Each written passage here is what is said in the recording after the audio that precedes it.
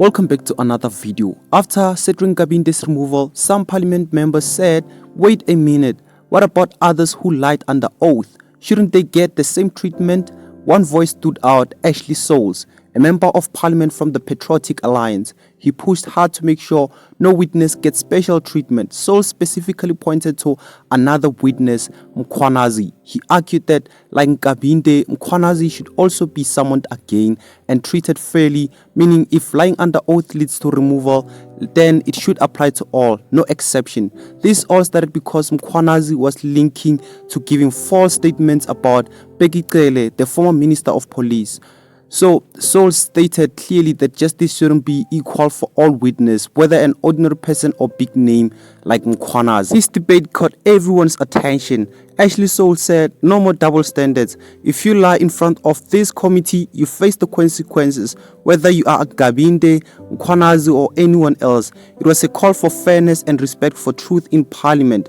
But it was different, guys. Mkhwanazi and Nkabinde stories are totally different. Now, with Souls demanding Mkhwanazi's re-summoning, Parliament is back in the spotlight.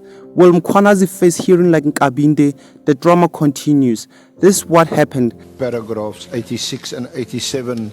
Page 33. Yeah, and paragraph 86 in particular of your statement, your sworn statement. Yes.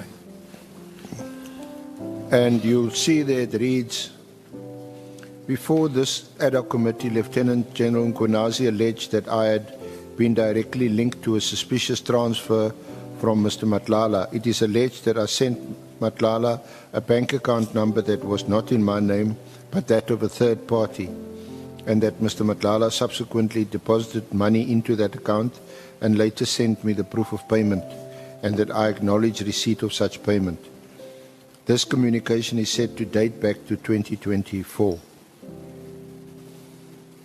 And then your response was, I have not seen the text messages that were referred to by Lieutenant General Mkhwanazi, and I confirm that I do not send any text messages and that I did not send any bank account details, whether belonging to me or a third party, to Mr. Matlala.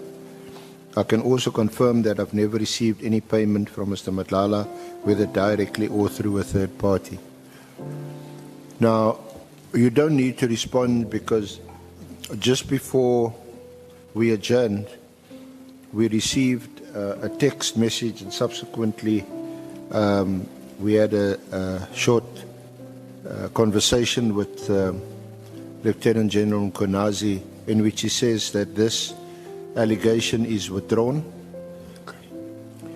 The team, and you probably know better than us, that was working on the analysis got the bank account number wrong, and that it's not a reference to you, so the allegation is withdrawn with due apologies from Lieutenant General Mkhwanazi for any inconvenience or hurt caused. I disagree with all of my colleagues.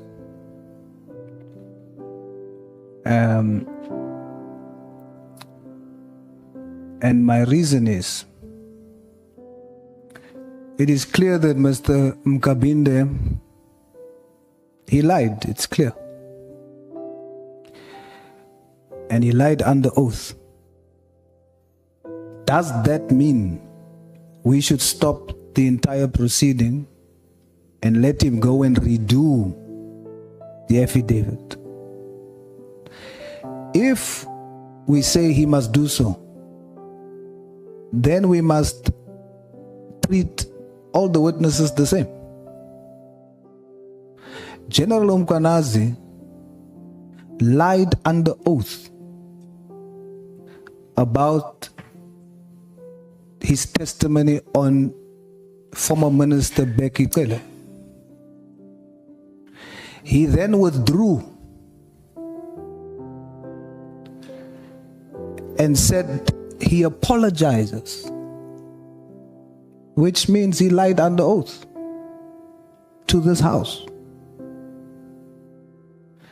General Mkhwanazi lied, Mr. Nkabinde lied under oath. They are both wrong.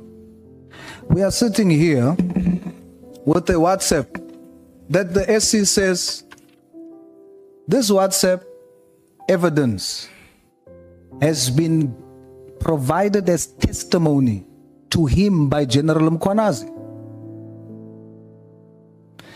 There's a possibility that these WhatsApps are fake. That's the reason why we are probing. And I asked the SC for clarity.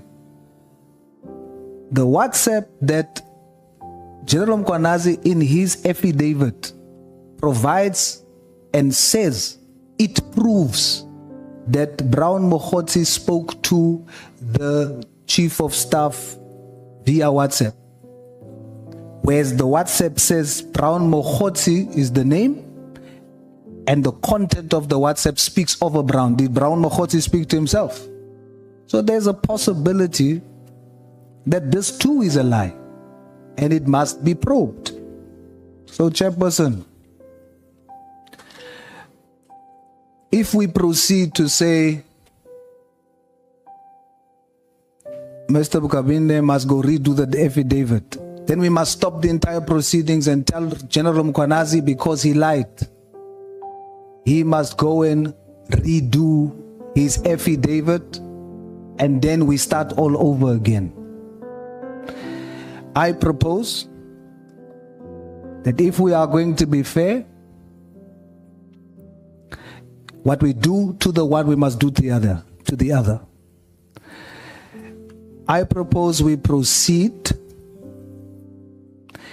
and we interrogate like it is our responsibility to do. We did a very good job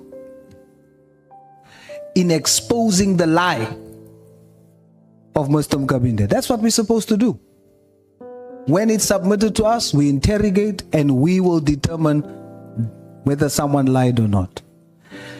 What other honorable members can do in their rights, now that they have discovered that he has lied, and EFF says they will open up a case of perjury, they should do that, because that's what we are here for. But if we're going to stop this proceeding on the basis that he lied, I'll support only if we then tell General Mkhwanazi, because he lied under oath, he must redo his affidavit. We don't accept it, and we will start the entire process over. Treat all witnesses the same. We have no side here. We have not chosen a side. So what's good for the one must be good for the other. If we proceed despite the lies under oath by General Mkhwanazi, then we must proceed today with Mr. Nkabinde and interrogate on that issue. Thank you, Chair. Honorable James. Thank you, Chair.